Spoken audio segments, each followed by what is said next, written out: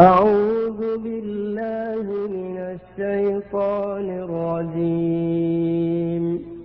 الله خالق كل شيء وهو على كل شيء وكيل. له مقاليد السماوات والأرض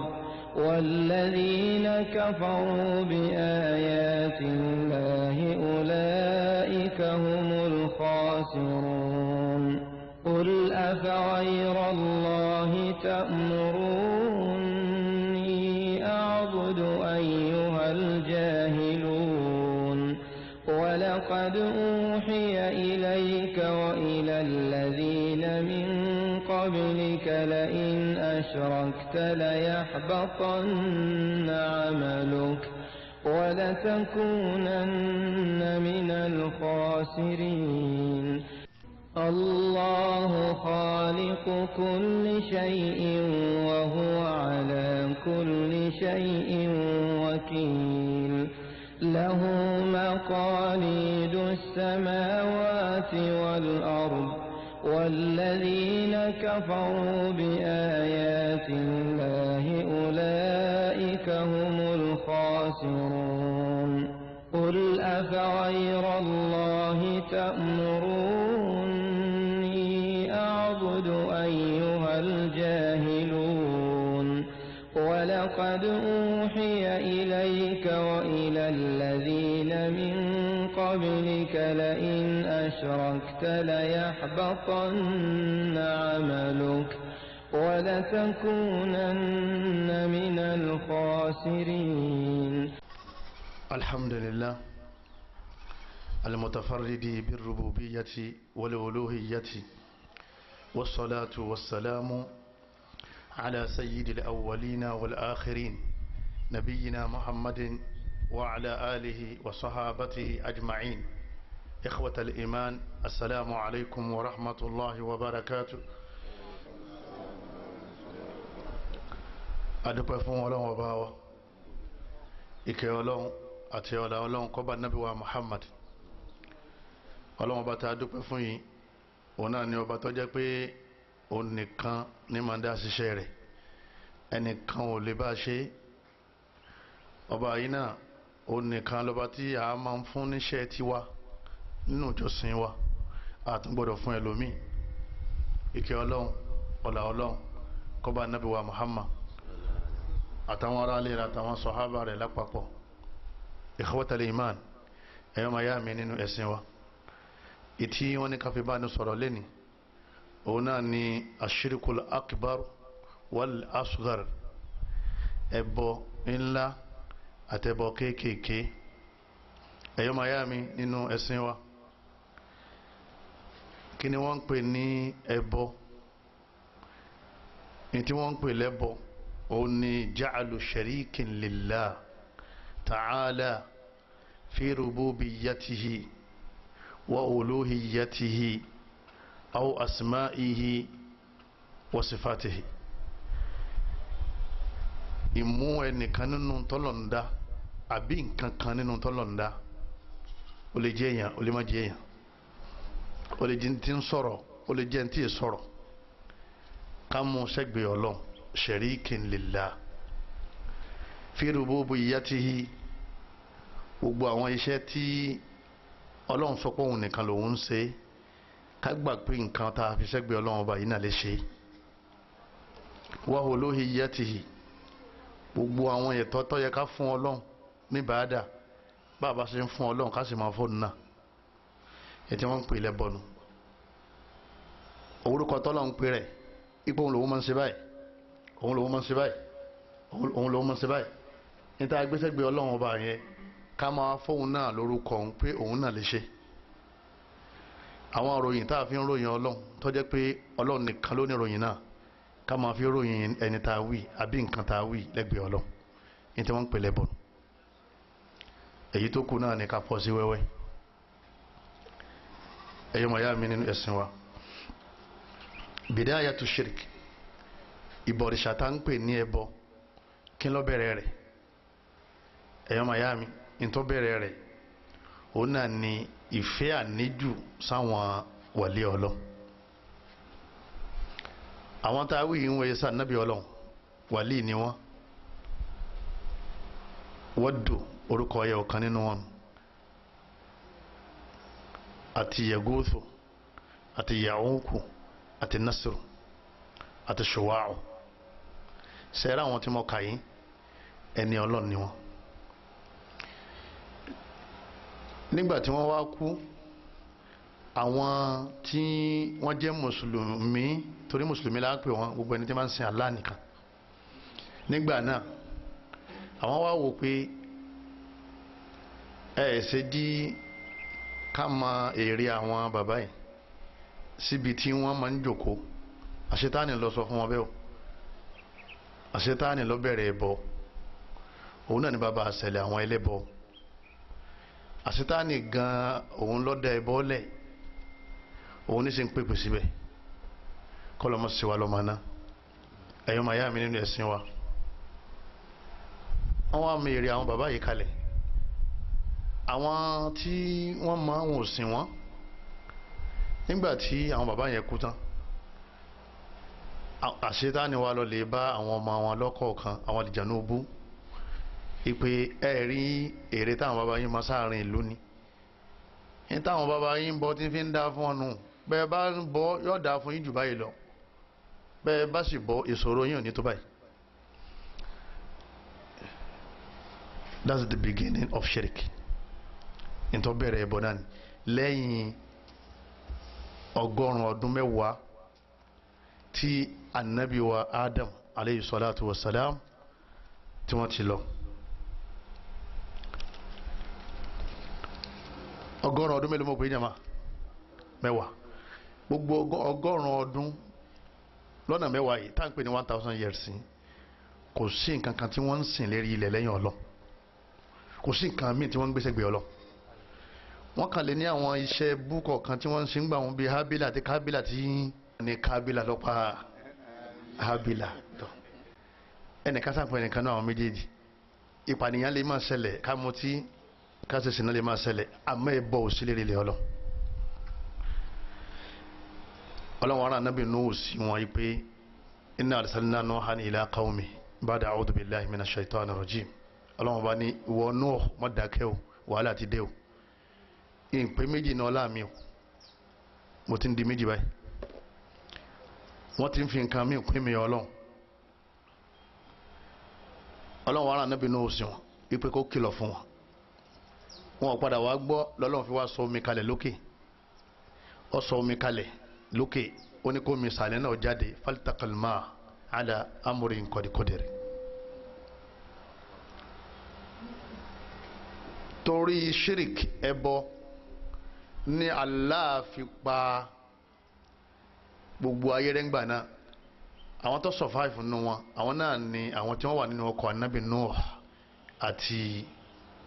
anabi Nuh. eléyìí ní ó jẹ́ àmà títóbi عظمة الذنوب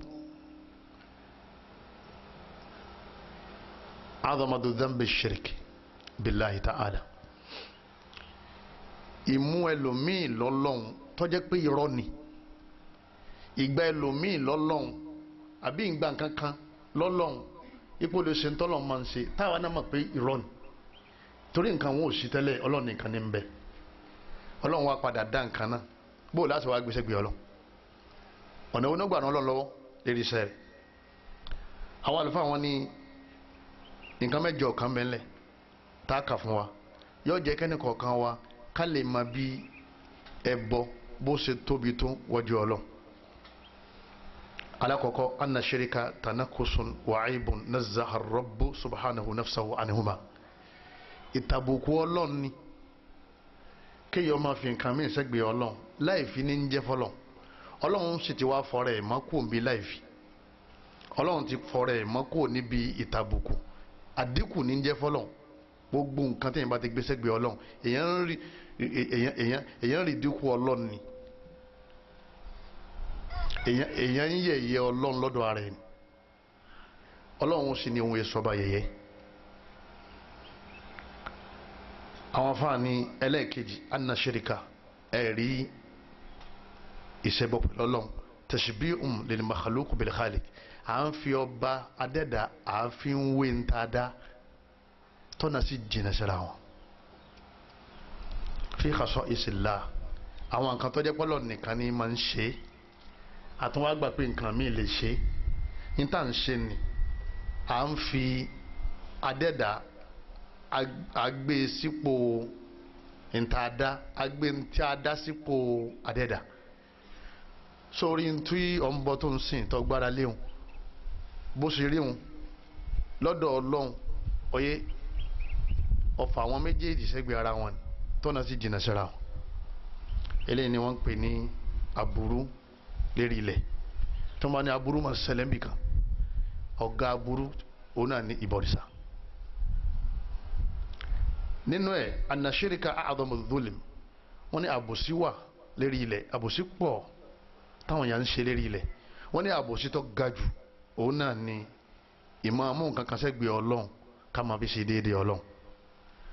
waliyullahi Luqman nínú àwọn ẹni rẹ̀ tọ́lọ́run ròyìn wọn nínú Quran ní àwọn wàlí yín sọ fọ́mọ rẹ̀ nínú suratu Luqman ayah 13 a'udhu billahi minash shaitanir rajim ó ní ya bunayya ó ní wọ́n máa mi jẹ́ ń sàsọ́lẹ̀ fún ọ tó fi ní ṣeré ibú láyé àti lọ́run la tushrik billah wọ́n máa mú nǹkan kan mí sẹ́gbẹ̀ẹ́ Ọlọ́run tọ́ máa sìn tọ́ máa bẹ̀ inna shirika ìfi nǹkan kan kún Ọlọ́run ìgbé nǹkan kan sẹ́gbẹ̀ẹ́ Ọlọ́run la dhulmun azim àbòsí tó tóbi ni nítorí pé o ti gbé ẹ̀tọ́ fẹ́ni tí ò lẹ́tọ̀ọ́ sí ẹ̀tọ́ yẹn ọ̀tọ̀ lẹ́ni tó dá ọ ọ̀tọ̀ lẹ́ni tó ní kọ́bọ̀ tún ayé rẹ̀ dá ọ̀tọ̀ lẹ́ni tí ń fún ọ jẹ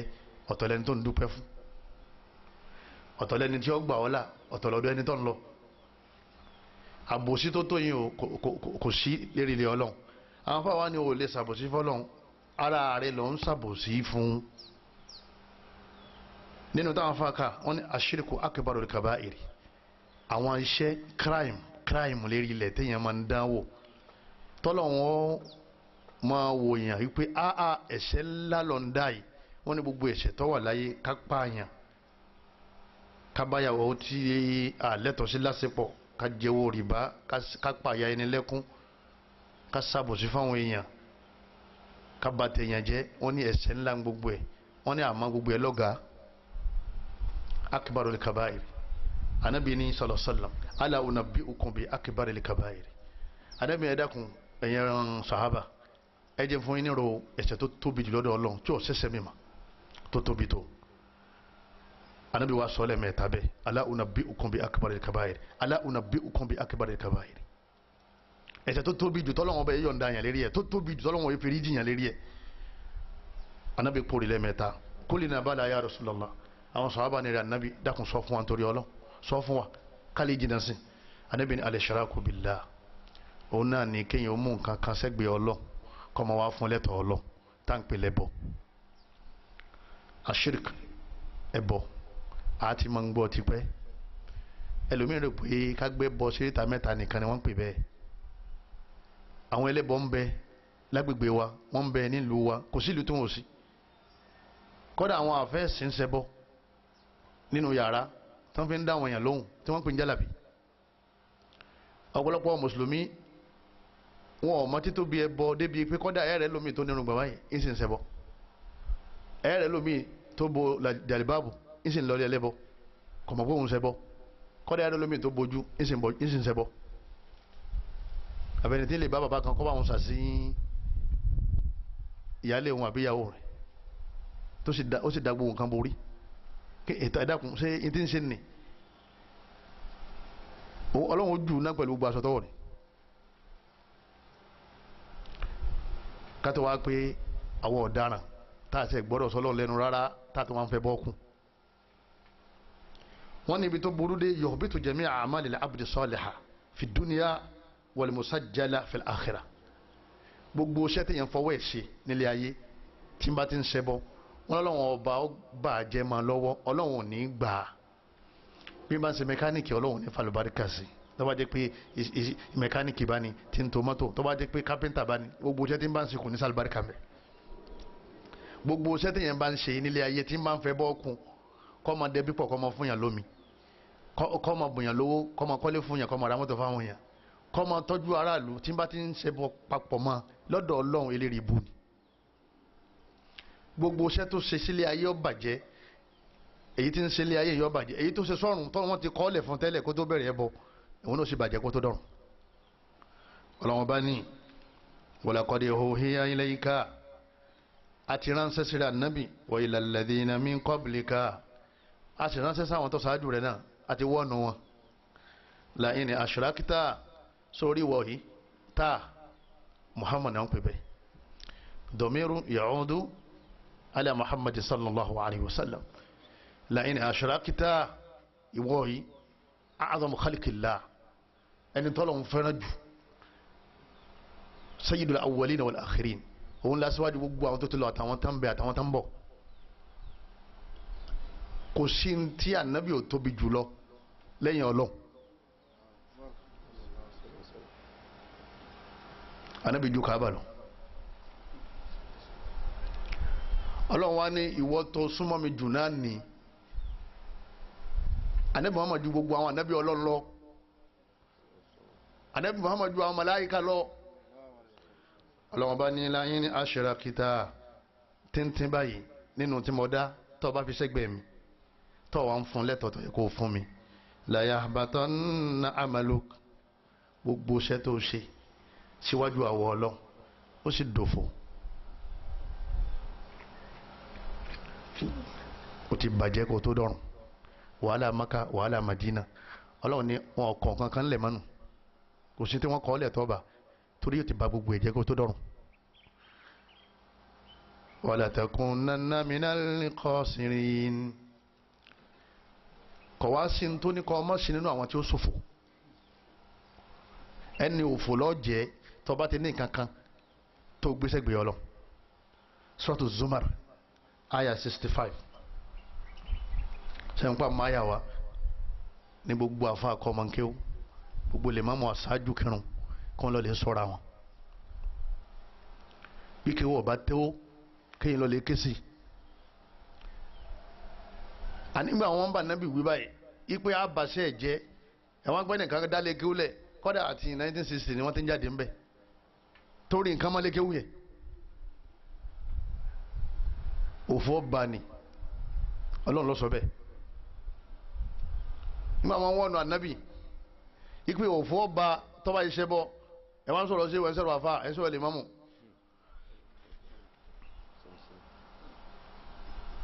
ọ̀rọ̀ táwọn yìí ọ̀rọ̀ lánàá kìí ṣe ọ̀rọ̀ tó rọrùn rárá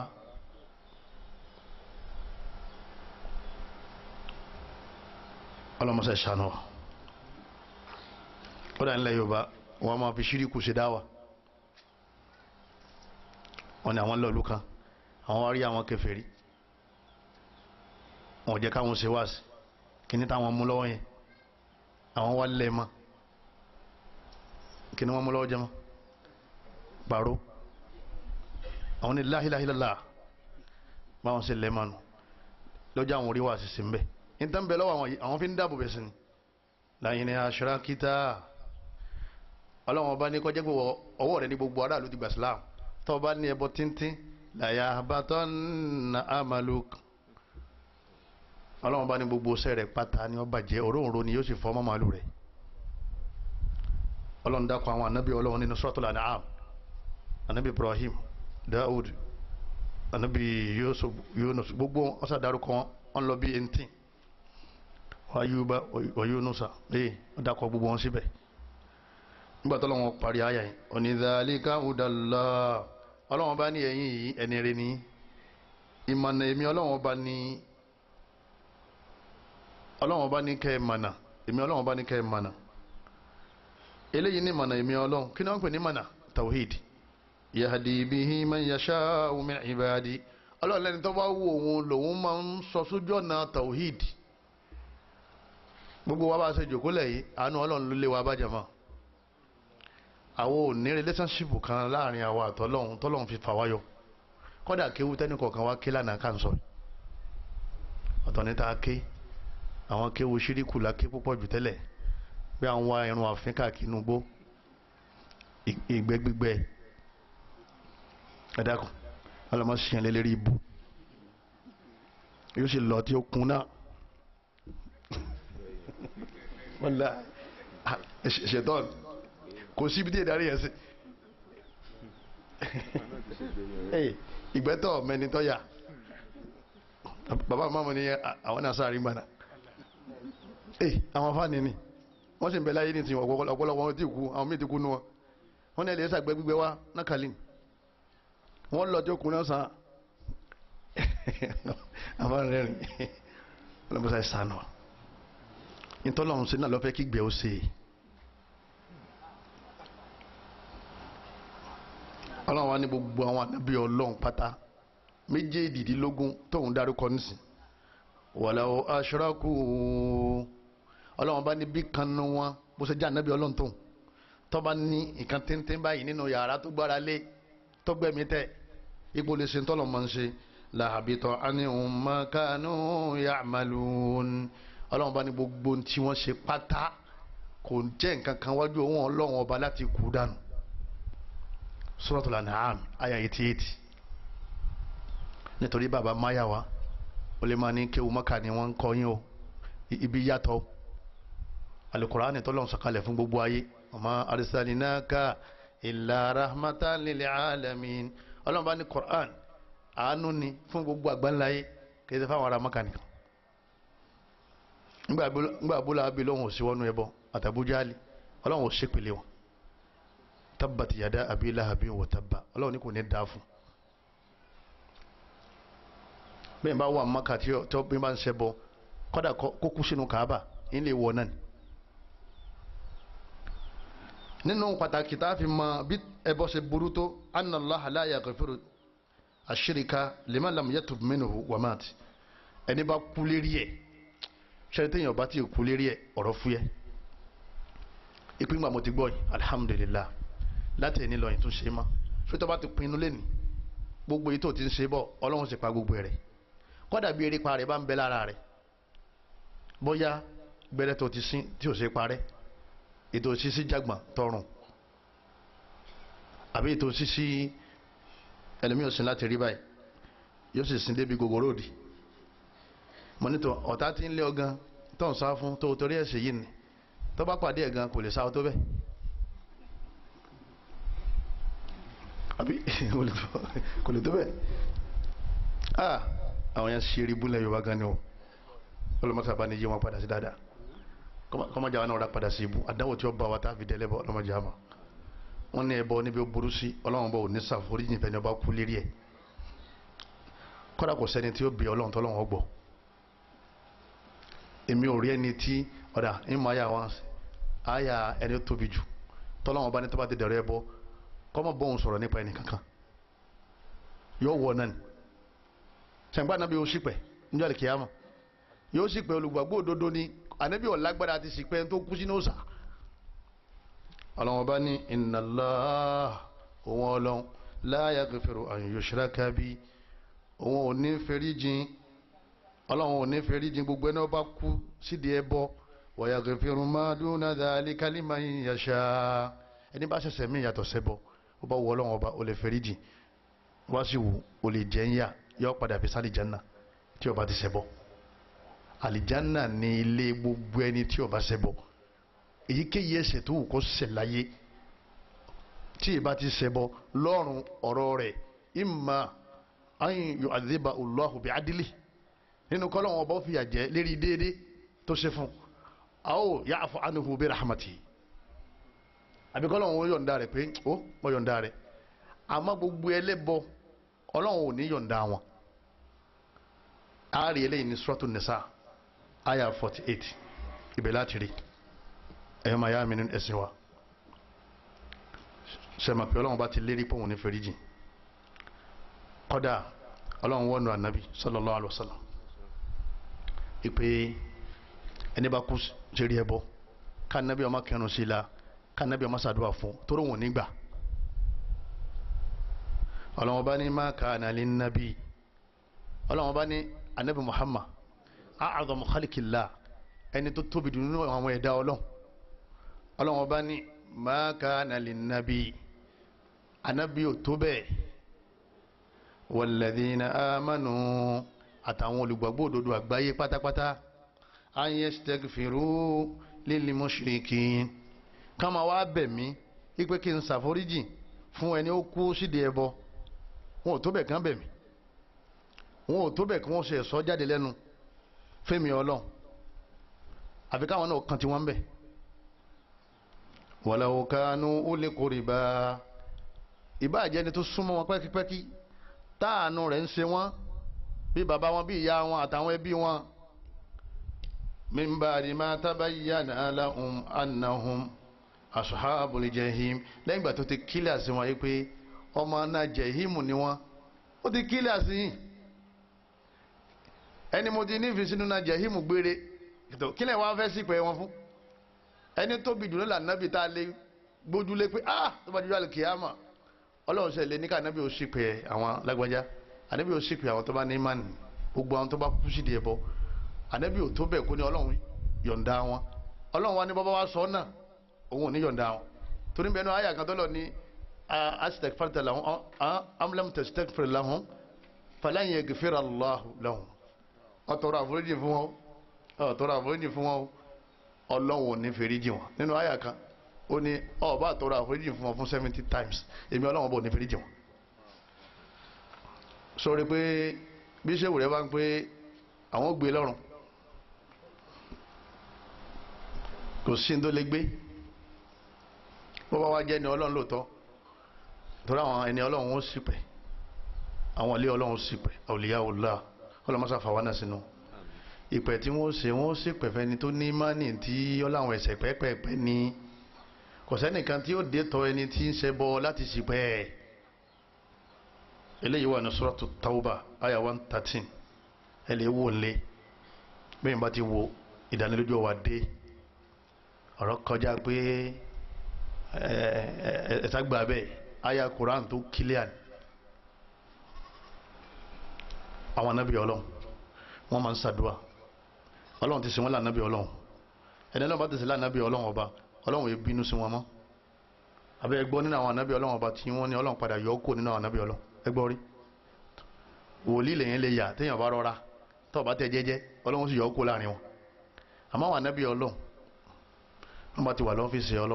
ọlọ́run ti fi wọ́n síbẹ̀ ẹ̀rù wa ń bà wọ́n lérí kọ́lọ̀ mọ́ yọ àwọn kó ń bẹ̀ látara ìṣẹ́bọ pẹ̀lú ọlọ́run anabi wa Ibrahim ó ní wa janubuni Allahu akbar ó ní wa ọlọ́run ó gbé mi jìnnà wa baniya àtàwọn ọmọ mi àrọ́mọdọ́mọ mi anna abudal asnam wọ́n jẹ́ nìkan ó ní nǹkan kan tí ń bọ ní kọ̀rọ̀ Rabbana ij'al hadha albalada amina àdúrà ló ṣe débẹ̀ ìlú wa Mákà yìí mọ́sàájí ó jẹ́ ìlú fọkànbalẹ̀ ìgbàjọ́ parí àdúrà oníwàjẹnubó ní àtẹ̀mí wàbáníyà àtàrọ́mọdọ́mọ mi anna abudal asnam wọ́n jẹ́ alẹ́bọ lẹ́rù wọ́n jẹ́ nìkan sí gbẹ́rẹ́ nu wa táyé parí wọ́n jẹ́ nìkan mú kankan kọ́ máa ńlá ipe yóò sin tọ́lọ́ máa ń ṣe wọ́n jẹ́ nìkan kan mú kíní kan tí ó so mọ́ra tí ó so mọ́ di táyé parí ayẹlẹ́ wọn sọ́tò Ibrahim aya 35 ìwọ náà ọ̀yá máa ṣe sórí ìlú yìí àwọn ọ̀daràn àfáwọn àmì àwọn ọ̀daràn ọ̀kan yanu lọ́nà gbágàmbẹ̀ ó ní wọ́n fẹ́ fún yín ní oògùn owó ẹ lọ lè wọ ojú màálù 16 àtàrí tó tóbi dáadáa 16 ẹ máa wá gbé agbada kaná tó bá wá gbóná ẹ máa wá jojú màálù kan sí àtàrí kan ẹ máa wá pọ̀fọ̀ kan sí wọ́n sá fún wọn jọ náà àwọn táwọn ń bẹ wọ́n fẹ́ tẹ́gbẹ̀rún ẹ̀rí ṣe é pé ọ̀daràn